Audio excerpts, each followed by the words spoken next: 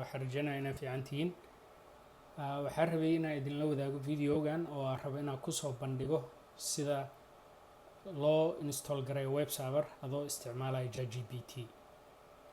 ChatGPT waxa uu sheegay Webserver-ka aad rabtid commands-ka dhan ayadaa ku siinayso. Marka waxaa ku install gareynayaa Proxmox virtual environment oo ah hypervisor. Basically waa server kor saari kartid serverra kale oo ii sheeg virtual machines, laakiin ma isticmaalay virtual machine, waxaa isticmaalaa container.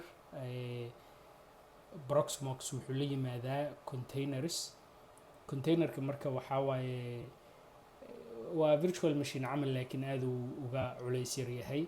wuxuuna kor saari kartaa processyo iyo application yar yar. marka waxaan rabaa inaan dhiso web server yar oo simple ah oo container ku dhex dhisan. containerkaasna wuxuu operating systemkiisa waxaa waaye Ubuntu. marka Proxmox wuxuu ku siinaa templates oo aad u isticmaali kartid inaa install gareysid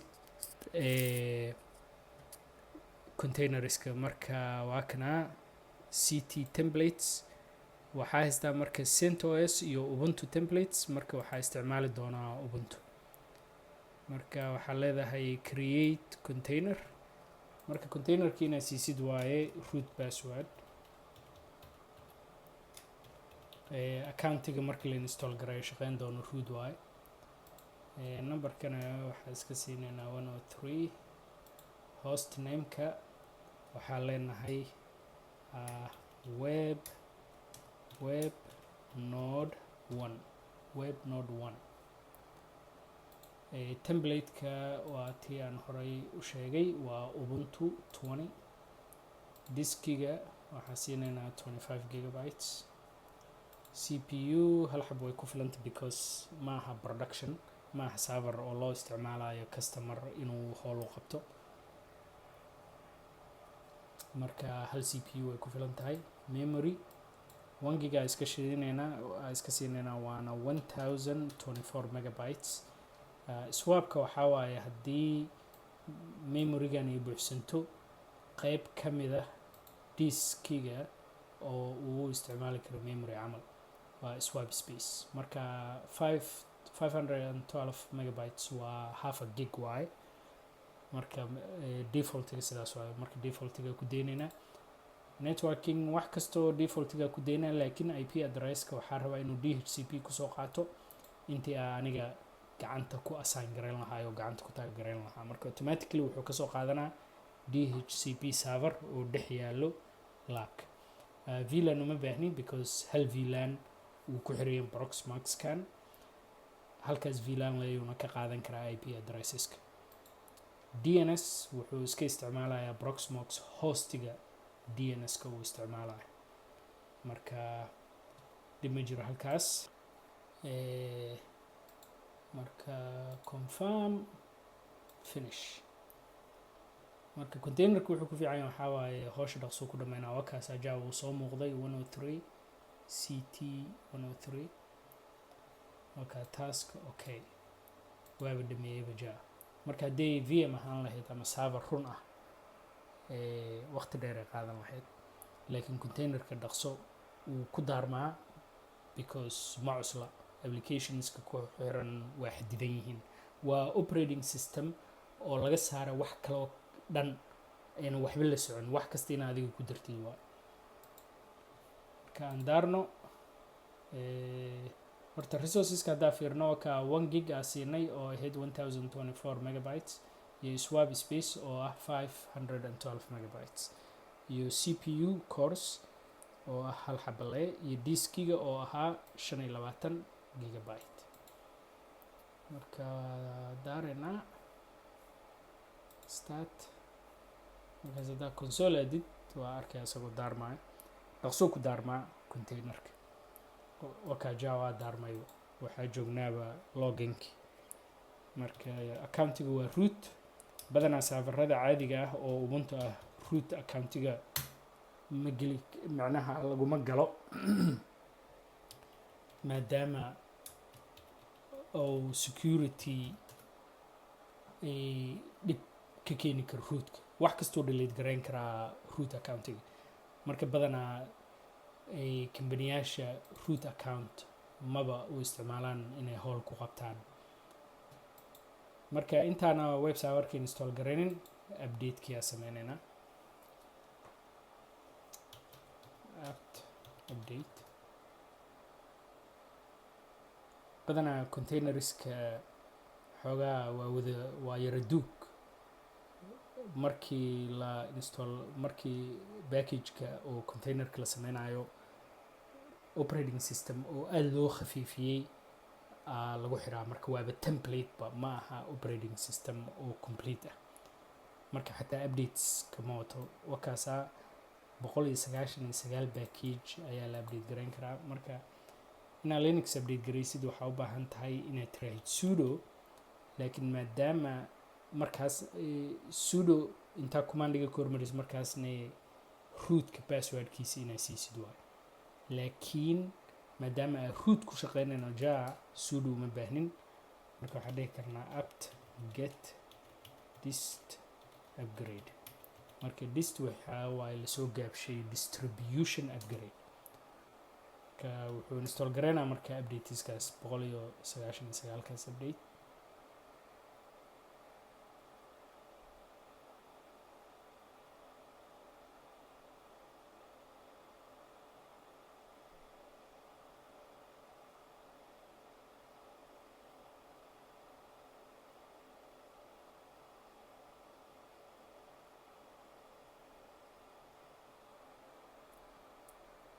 dhaqso wuuba ku dhameynayaa containerka updateka laakiin serverada runta ah runtii waxay qaataan waqti dheer inay update garayaan because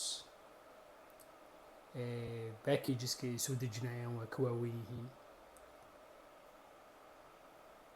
installationkana waqti ayuu qaadanaa especially maadaama serverada ay howlo kala qabanayaan oo applicationo kale ay dul saaran yihiin marka uu dhameeyey marka haddaa dhaho mar labaad apta update 199kii waa la update gareeyay marka wakaa all packages are up to date marka badanaa markii linux update lagu sameeyo waa inta la damiyaa la daaraa serverka si configurationka uu u hirgalo asagoo dhan marka linux inaad damisid oo daartid waxaa u baahantay inaad tiraahid sudo shutdown dash r kaas waxaa waaye restart oo macnaha dami oo daar iyo waqtigan inaad siisid 0 haddaad tiraahid horuu ka daminaa horuu ka daaraa haddaa 5 tiraahid 5 daqiiquu sugaa marka hadda anaga 0 iska leenahay maadaama aan rabin inaan sugno sudana uma baahnin waa ka reebinaa maadaama root account aan ku shaqeynayno isdamina isdaara wakaasa disconnecting marka isla markiiba waa soo noqday root okay marka serverka hadda up to date waa marka aan weydiino ChatGPT inuu nagu caawiyo inaan install gareyno Webserver install marka Webserverka ugu fiican oo wato database iyo scripting waxaa waaye lamp waa Linux Apache MySQL and PHP marka waxaa yara install Linux Apache MySQL PHP waxaa install gareysaa Ubuntu 20.04.6 LTS waxay u taagantay long term support basically waa 5 sano ayuu versionkan la support gareynayaa oo ka bilaabanaysa markii la soo saaray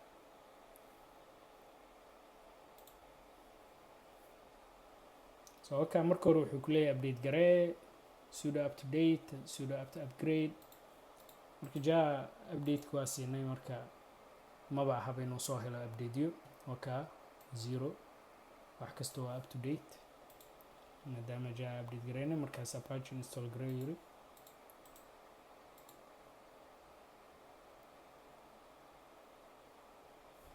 marka wuxuu ku leeyahay apache markaa install garaysi ka dambo web browserka geli IP addresska marka serverka inaan soo helno IP addresskiisa inaan gelino waayo if config okay laakiin ma garanayo commandiga because containerka ma laha tools badan lama install gareen si uu u ahaado wax macnaha template aan cuslayn ma aha full operating system waa template of operating system waa tilmaan operating systemka marka laakiin ubuntu wuxuu ku fiican yahay waxa uu ku sheegaa waxa aad u baahantay inaad install garaysid si aad commandigan u isticmaashid marka haddana waxa u baahana waxa waaye network tools da install garayno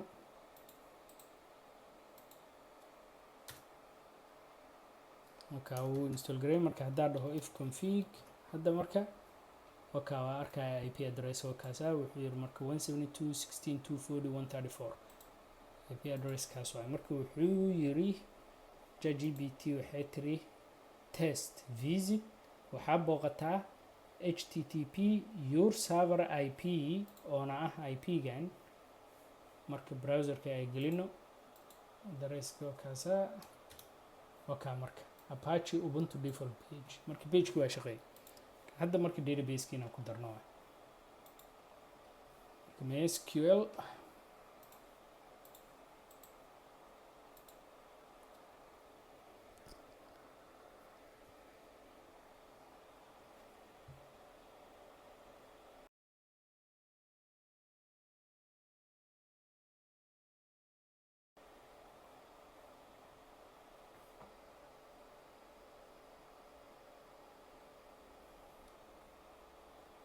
SQL install garana hadda oo ka waa dhameeyay so marka stepkan wuxuu leeyahay secure gray SQL macnaha ku dar uu leeyahay password laakiin kuma darayno maadaama inaan waxaan production ahayn waa kasii soconaynaa PHP install garanana waa scripting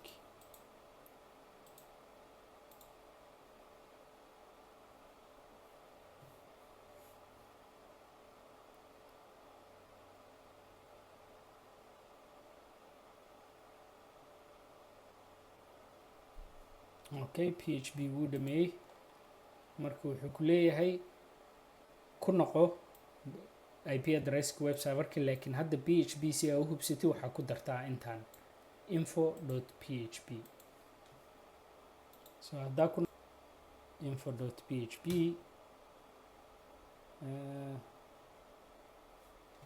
juli waa xeelo tahay inaan Apache dominion daarno waaye install waka test PHP with Apache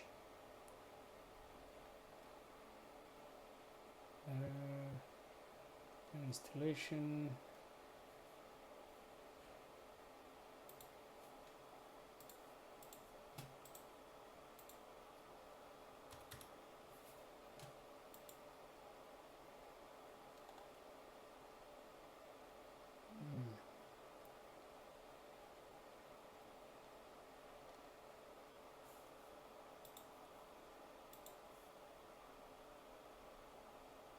okay waa hadduu yimidbo PHP so PHP version 7.4.3 marka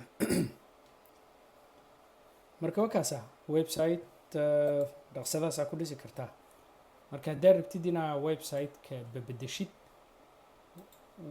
web page-ka wuxuu yaalaa var www html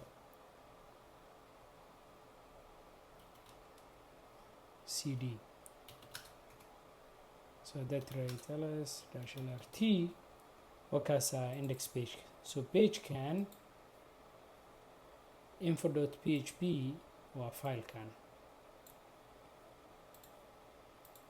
Apache Ubuntu default page ne waa file kan marka haddaad rabtid inaad wax ka bedeshid waxaa samayn kartaa nano index.html marka waa kana haddaad rabtid inaad wax ku dartid ama wax ka delete garaysid pagekaas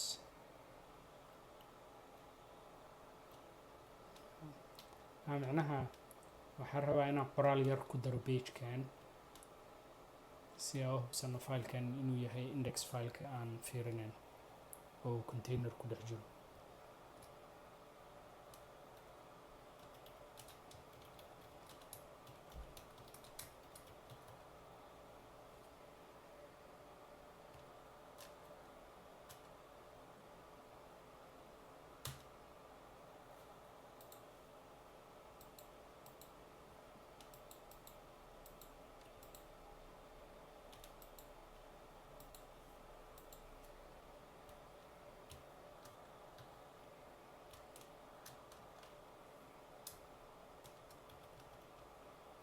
marka waa kana xogaagii ku darnay. kani waa test page. marka waxaan rajaynayaa inaa wax ka faa'iidaysatay. Asalaamu calaykum.